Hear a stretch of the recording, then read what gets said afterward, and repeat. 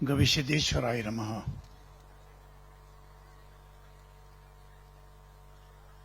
ಈ ಭೂಮಿಯನ್ನು ತಪೋಭೂಮಿಯನ್ನಾಗಿಸಿದ, ಈ ಭೂಮಿಯನ್ನ ಗುರುದೇವ ಭೂಮಿಯನ್ನಾಗಿಸಿದ, ಈ ಭೂಮಿಯನ್ನ ದೇವ ಭೂಮಿಯನ್ನಾಗಿ ಪರಿವರ್ತಿಸಿದ, ಈ ಹಿಂದಿನ ಈ ಶ್ರೀ ಗುರುಮಠದ ಪರಂಪರೆಯಲ್ಲಿ ಬಂದು ಹೋದ ಎಲ್ಲ ಮಹೋನ್ನತ ತಪಸ್ಸುಗಳಿಗೆ, ಲಿಂಗೈಕ ಸಮಸ್ತ ಜಗದ್ಗುರುಗಳಿಗೆ ನನ್ನ ಹೃದಯಾಂತರಾಳದ ನಮನಗಳು. ದಕ್ಷಿಣ ಭಾರತದಲ್ಲಿ ಕುಂಭಮೇಳವೆಂದೇ ಪ್ರಸಿದ್ಧಿಯಾದ, ಪ್ರಖ್ಯಾತಿಯನ್ನು ಪಡೆದ, ಅದರಲ್ಲೂ ಕೂಡ ಜನರ ಜಾತಿಯಾಗಿ ಪರಿವರ್ತನೆಯಾದ, ನಮಗೆ ಸ್ಪಷ್ಟವಾಗಿ ಗೊತ್ತಿದೆ, ಉತ್ತರ ಭಾರತದಲ್ಲಿ ಪುರಿ ಜಗನ್ನಾಥನ ಜಾತ್ರೆ ಆಗ್ತದೆ. ಪುರಿ ಜಗನ್ನಾಥನ ಜಾತ್ರೆಯನ್ನ ಉತ್ತರ ಭಾರತದಲ್ಲಿ ನಾವು ಕಾಣಲಿಕ್ಕೆ ಸಾಧ್ಯ ಇದ್ರೆ,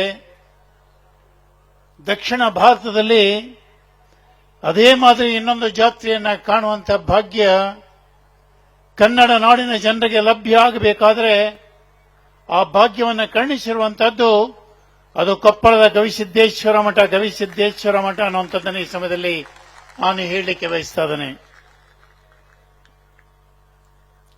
ಈ ಮಹೋತ್ಸವದಲ್ಲಿ ಭಾಗಿಯಾಗುವಂಥದ್ದು, ಈ ಮಹೋತ್ಸವದಲ್ಲಿ ಪಾಲ್ಗೊಳ್ಳುವಂಥದ್ದು, ಈ ಅಪರೂಪದ ದೇವತಾ ಕಾರ್ಯದಲ್ಲಿ ಭಾಗವಹಿಸಿ ಮಾತನಾಡುವಂಥದ್ದು, ಉದ್ಘಾಟನೆಯನ್ನು ಮಾಡುವಂಥದ್ದು ನನ್ನ ಈ ಜನ್ಮದ ಭಾಗ್ಯ ಅಲ್ಲ, ಇದು ಜನ್ಮ ಜನ್ಮಾಂತರದ ಪುಣ್ಯ, ಜನ್ಮ ಜನ್ಮಾಂತರದ ಭಾಗ್ಯ ಅಂತೇಳಿ ನಾನು ಭಾವಿಸ್ತೇನೆ.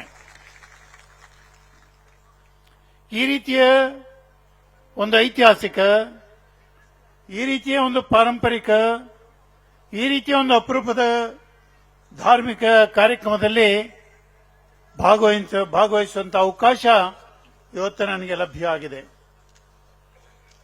ನಾನು ಆಗಲೇ ಮಾತನಾಡಿದಾಗೆ, ಈ ನಾಡಿನಲ್ಲಿ ದಸರಾ ವೈಭವವನ್ನು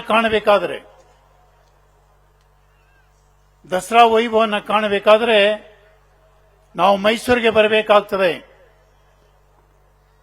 ದಸರಾ ಹೇಗೆ ಆಚರಿಸಬೇಕು, ದಸರಾದ ಮಹತ್ವ ಏನು, ಅದರ ವೈಭವ ಏನು ಅಂಥೇಳಿ ಕಣ್ಣಿಂದ ಕಾಣಬೇಕಾದ್ರೆ ನಾವು ಮೈಸೂರಿಗೆ ಬರಬೇಕಾಗ್ತದೆ.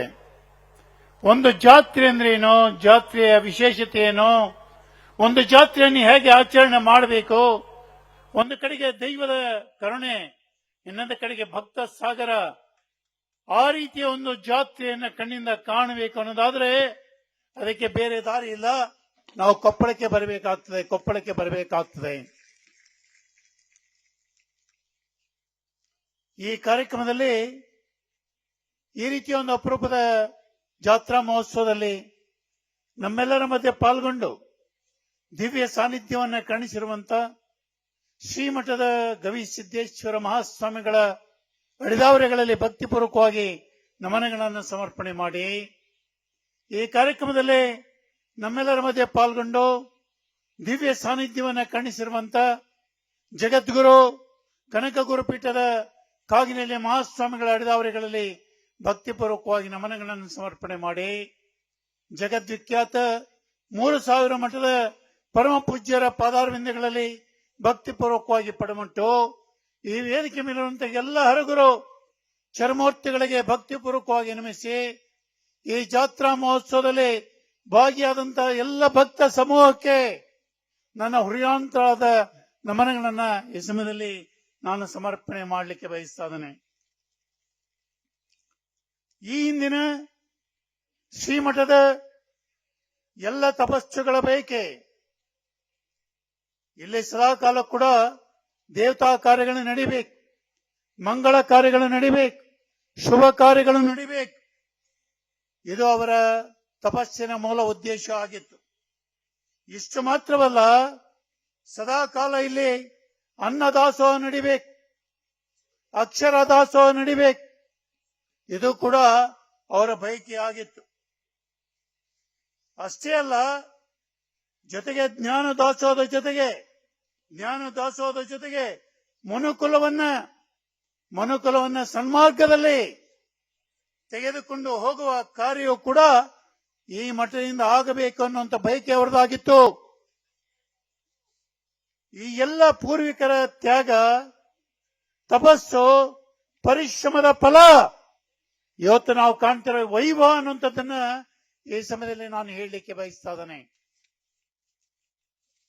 ಅದರಲ್ಲಿ ಕೂಡ ಸದ್ಯದಲ್ಲಿ ಶ್ರೀಮಠದ ಮಠಾಧೀಶರಾಗಿ, ಪೀಠಾಧೀಶರಾಗಿ ಕಾರ್ಯನಿರ್ವಹಿಸುತ್ತಿರುವ ಶ್ರೀಗಳ ಬಗ್ಗೆ, ಶ್ರೀಗಳ ವ್ಯಕ್ತಿತ್ವದ ಬಗ್ಗೆ ಒಂದು ಸರಿ ಅವಲೋಕನ ಮಾಡೋದಾದ್ರೆ, ದಕ್ಷಿಣ ಕರ್ನಾಟಕಕ್ಕೆ ನೀವು ಬರೋದಾದ್ರೆ ನನಗೆ ಸಿದ್ಧಗಂಗಾ ಶ್ರೀಗಳ ಪ್ರತಿರೂಪವಾಗಿ ಇವರು ಕಾಣ್ತಾರೆ.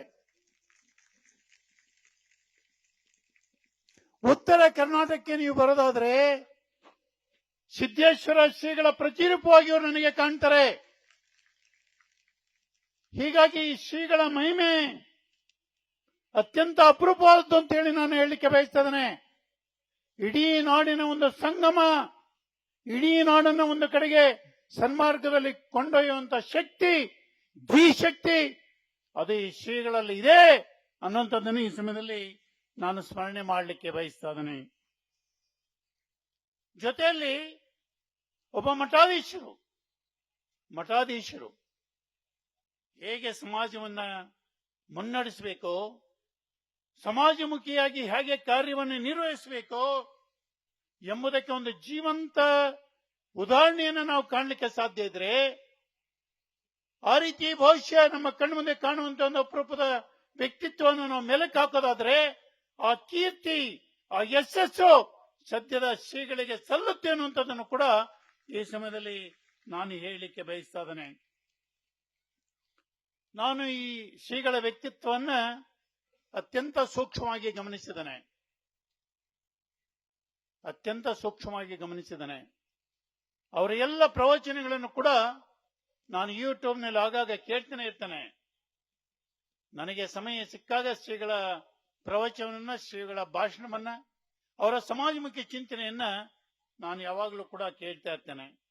ಆದರೆ ಪ್ರವಚನಕ್ಕೆ ಮಾತ್ರ ಶ್ರೀಗಳು ಸೀಮಿತವಾಗಿಲ್ಲ, ಜನರಿಗೆ ಬೇಕಾದ ಜ್ಞಾನವನ್ನು ಕೊಡುವಂತ ವಿಚಾರಕ್ಕೆ ಮಾತ್ರ ಸೀಮಿತವಾಗಿಲ್ಲ, ಅನ್ನದಾಸೋಹ, ಅಕ್ಷರ ದಾಸೋಹಕ್ಕೆ ಮಾತ್ರ ಶ್ರೀಗಳು ಸೀಮಿತವಾಗಿಲ್ಲ, ಅವರ ವ್ಯಕ್ತಿತ್ವ ಸೀಮಿತವಾಗಿಲ್ಲ.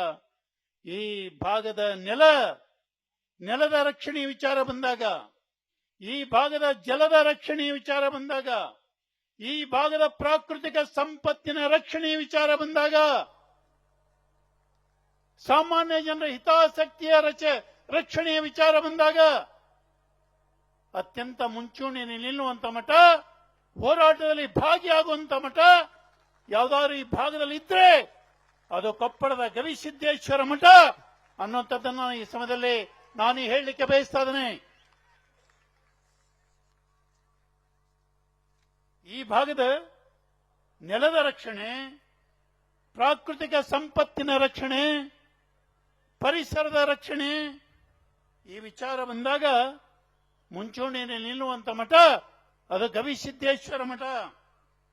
ಇಂದು ಶ್ರೀಮಠ ಈ ಭಾಗದ ಜನರ ಒಂದು ಭರವಸೆ, ಈ ಭಾಗದ ಜನರ ಒಂದು ಭರವಸೆ, ಒಂದು ಆಶಾ ಕಿರಣ ಹಾಗೂ ಒಂದು ನಂಬಿಕೆಯ ಪ್ರತೀಕ. ಈ ಮಾತನ್ನು ಈ ಸಮಯದಲ್ಲಿ ನಾನು ಸ್ಮರಣೆ ಮಾಡಲಿಕ್ಕೆ ಬಯಸ್ತಾ ಇದ್ದೇನೆ. ಇವತ್ತು ಗವಿಸಿದ್ದೇಶ್ವರ ಮಠ ಸಂಸ್ಥೆಯಾಗಿ ಮಾತ್ರ ಉಳಿದಿಲ್ಲ, ಇದು ಮೌಲ್ಯಗಳ ದೀಪಸ್ತಂಭ. ಗವಿಸಿದ್ದೇಶ್ವರ ಮಠ ಮೌಲ್ಯಗಳ ದೀಪಸ್ತಂಭ, ಮಾನವೀಯತೆಯ ಪಾಠಶಾಲೆ, ಕರುಣೆಯ ಆಶ್ರಯ ತಾಣ. ಇನ್ನೊಂದು ಸಾರಿ ನಾನು ಇದನ್ನು ರಿಪೀಟ್ ಮಾಡಲಿಕ್ಕೆ ಬಯಸ್ತಾ ಇದ್ದೇನೆ. ಈ ಶ್ರೀಮಠ ಕೇವಲ ಒಂದು ಧಾರ್ಮಿಕ ಸಂಸ್ಥೆಯಾಗಿ ಮಾತ್ರ ಕಾರ್ಯವನ್ನು ನಿರ್ವಹಿಸ್ತಾ ಇಲ್ಲ, ಇದು ಮೌಲ್ಯಗಳ ದೀಪಸ್ತಂಭ, ಮಾನವೀಯತೆಯ ಪಾಠಶಾಲೆ, ಕರುಣೆಯ ಆಶ್ರಯ ತಾಣ. ಅದು ಕೊಪ್ಪಳದ ಗವಿಸಿದ್ದೇಶ್ವರ ಮಠ ಅನ್ನುವಂಥದ್ದನ್ನು ಈ ಸಮಯದಲ್ಲಿ ನಾನು ಹೇಳಲಿಕ್ಕೆ ಬಯಸ್ತೇನೆ. ಶ್ರೀಗಳು ತಮ್ಮ ಸ್ಥಾನದ ಜವಾಬ್ದಾರಿ ಹಾಗೂ ಬದುಕುವ ರೀತಿಯ ಸಂದೇಶವನ್ನ ಮನುಕುಲಕ್ಕೆ ತಿಳಿಸುವ ಹಿನ್ನೆಲೆಯಲ್ಲಿ ಧ್ಯೇಯ ವಾರಧಿಯಾಗಿ ನಾನು ಈ ಉದ್ದೇಶಕ್ಕಾಗಿಯೇ ಬದುಕಬೇಕು, ಬದುಕಿ ಬಾಳದಾದರೆ ನಾನು ಉದಾಹರಣೆಯಾಗಿ ಮನುಕುಲಕ್ಕೆ ನಿಲ್ಲಬೇಕು, ನಮ್ಮ ಬದುಕುವ ರೀತಿ ಸದಾಕಾಲ ಕೂಡ ಎಲ್ಲರಿಗೂ ಕೂಡ ಮಾರ್ಗದರ್ಶಿಯಾಗಿ ಉದಾಹರಣೆಯಾಗಿ ನಿಲ್ಲಬೇಕು. ಈ ರೀತಿಯ ಸ್ಪಷ್ಟ ಉದ್ದೇಶವನ್ನ ಇಟ್ಟುಕೊಂಡೇ ಮಠಾಧೀಶರಾಗಿ ಹೆಜ್ಜೆ ಹಾಕ್ತಿರುವಂತ ಮಠ ಶ್ರೀಗಳು, ಅದು ಗವಿಸಿದ್ದೇಶ್ವರ ಶ್ರೀಗಳು. ಧ್ಯೇಯ ವಾರಧಿಯಾಗಿ ಜಂಗಮದ ಲಾಂಛನವನ್ನು ತೊಟ್ಟು ಹರಿಯುವ ನದಿಯಾಗಿ ಜಗದ ಜ್ಞಾನವನ್ನು ಪಸರಿಸಿ ಉರಿಯುವ ಜ್ಯೋತಿಯಾಗಿ ಜನಮನವ ಬೆಳಗುತ್ತಿರುವ ಅಪರೂಪದ ಸಂತ, ಅನ್ನ ಮತ್ತು ಅಕ್ಷರದ ಮೂಲಕ ಮನುಕುಲ ಬೆಳಗುತ್ತಿರುವ ಒಬ್ಬ ಕರ್ಮಯೋಗಿ ಶ್ರೀಮಠಕ್ಕೆ ಯಾರು ಬರ್ತಾರೆ ಅವರು ಯಾರು ಕೂಡ ಹಸಿವಿನಿಂದ ಹಿಂದಿರುಗುವಂತ ಉದಾಹರಣೆಯೇ ಇಲ್ಲ. ಹಸಿವಿನಿಂದ ಹಿಂದಿರುಗಿದಂತ ಉದಾಹರಣೆಯೇ ಇಲ್ಲ. ಇಲ್ಲಿ ಜಾತಿ ಮತ ಪಂಥ ಪಂಗಡಗಳ ಭೇದ ಭಾವ ಇಲ್ಲ. ಜಾತಿ ಮತ ಪಂಥ ಪಂಗಡಗಳ ಭೇದ ಭಾವ ಇಲ್ಲದಿರುವಂತ ಮಠ ಶ್ರೀಮಠ ಅನ್ನುವಂಥದ್ದನ್ನು ಹೇಳಲಿಕ್ಕೆ ಬಯಸ್ತೇನೆ.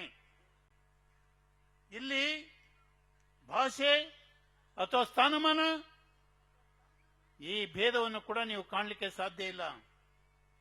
ಲಕ್ಷಾಂತರ ಭಕ್ತರು ಒಂದೇ ಸಾಲಿನಲ್ಲಿ ಕುಳಿತು ದಾಸೋಹವನ್ನು ಸ್ವೀಕರಿಸುವಂತ ಒಂದು ವ್ಯವಸ್ಥೆಯನ್ನು ನೀವು ಕಾಣಲಿಕ್ಕೆ ಸಾಧ್ಯ ಇದ್ರೆ ಆ ಪರಂಪರೆಯನ್ನು ನೀವು ಶ್ರೀಮಠದಲ್ಲಿ ಕಾಣಲಿಕ್ಕೆ ಸಾಧ್ಯ ಇದೆ.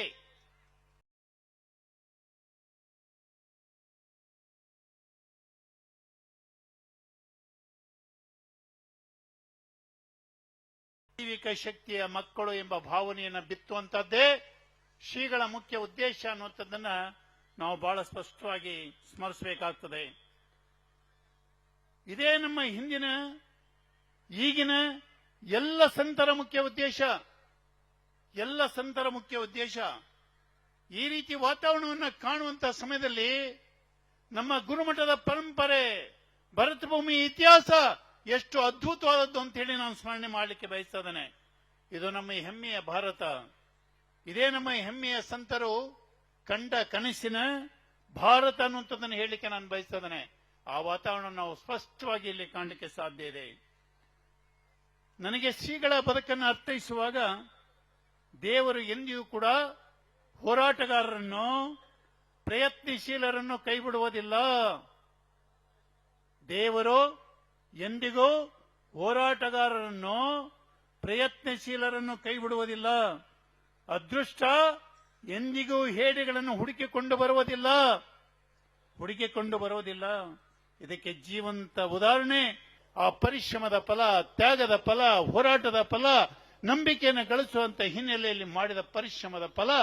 ಇವತ್ತು ಶ್ರೀಗಳಿಗೆ ಏನೇ ಕರೆ ಕೊಟ್ಟರು ಕೂಡ ಕೇವಲ ಜಾತ್ರಾ ಮಹೋತ್ಸವ ಅಲ್ಲ, ಎಲ್ಲ ಕಡೆ ಕೂಡ ಅವರು ಕೈಗೊಳ್ಳುವಂತ ಕಾರ್ಯಕ್ರಮಗಳು ಯಶಸ್ವಿ ಆಗಲಿಕ್ಕೆ ಸಾಧ್ಯ ಆಗಿದೆ ಅನ್ನುವಂಥದ್ದನ್ನ ಈ ಸಮಯದಲ್ಲಿ ನಾನು ಹೇಳಲಿಕ್ಕೆ ಬಯಸ್ತೇನೆ. ಈ ಜಾತ್ರಾ ಮಹೋತ್ಸವಕ್ಕೆ ನಾನು ಶುಭಾಶಯಗಳನ್ನ ಹೇಳಲಿಕ್ಕೆ ಬಯಸ್ತೇನೆ, ಶುಭಕಾಮನೆಗಳನ್ನ ತಿಳಿಸಲಿಕ್ಕೆ ಬಯಸ್ತೇನೆ. ಮತ್ತೊಮ್ಮೆ ಪರಮ ಪೂಜ್ಯ ಶ್ರೀಗಳಿಗೆ, ಈ ಕಾರ್ಯಕ್ರಮದಲ್ಲಿ ಪಾಲ್ಗೊಂಡಂತೆ ಎಲ್ಲ ಹರಗುರು ಚರ್ಮೂರ್ತಿಗಳಿಗೆ, ಈ ಕಾರ್ಯಕ್ರಮದಲ್ಲಿ ಪಾಲ್ಗೊಂಡಂತೆ ಎಲ್ಲ ಭಕ್ತ ಸಮೂಹಕ್ಕೆ ನನ್ನ ಹೃದಯಾಂತರದ ಪ್ರಣಾಮಗಳನ್ನು ಮತ್ತು ಬಹುಶಃ ನಮಸ್ಕಾರಗಳನ್ನು ತಿಳಿಸಿ ತಮ್ಮೆಲ್ಲರಿಗೂ ಕೂಡ ವಂದಿಸಿ ನನ್ನ ಮಾತನ್ನು ಮುಗಿಸೋನಿದ್ದೇನೆ. ಶರಣಾರ್ಥಿಗಳು.